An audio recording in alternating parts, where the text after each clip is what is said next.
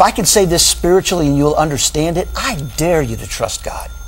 I absolutely dare you to trust God, because I know what happens. Amen. Amen. I'm glad you said that. That was one of the original phrases in the book, for those who dare to experience God and live to tell about it. And it is a dare that I agree with you. I know He's trustworthy, He's faithful. He will definitely reveal Himself for those who are seeking Him. He said, you'll find me. You'll find me when you seek me. God is a personal, Absolutely. one-on-one relationship. You really believe that?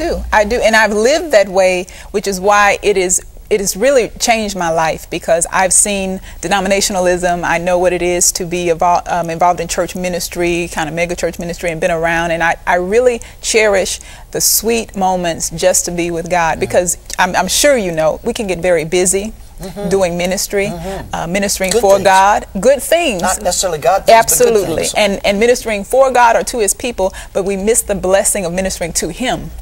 And I think this is one of the reasons why we've been challenging individuals to make sure that regardless of where you're going, what you're doing, that there has to be a very committed time that then develops and overflows into all of the rest of your life. And I appreciate that you also mentioned that, you know, just as you were encouraging others to call in and pray, I encourage individuals to get with a prayer partner, do this kind of study in a group, because we really do need one another. Listen, you know, I'm all about the individual personal relationship with God, but I also know and I value the body of Christ. I know that we need one another. I need you, you need me. We need to hold each other up, pray for one another. It's called accountability. It is. It's accountability, and it's good. Absolutely. A lot of times accountability is seen as a bad word. That's but a positive. It's a very good word, and it keeps us safe from so much. There, you have brothers and sisters looking out for you, praying for you when you're weak. And needless to say, you know, the enemy is not pleased when Christians really get on fire and actually want to intensify the relationship with God and live radically in faith and obedience, totally surrender to God. I mean, counting the cost and then willing to pay the price. Right.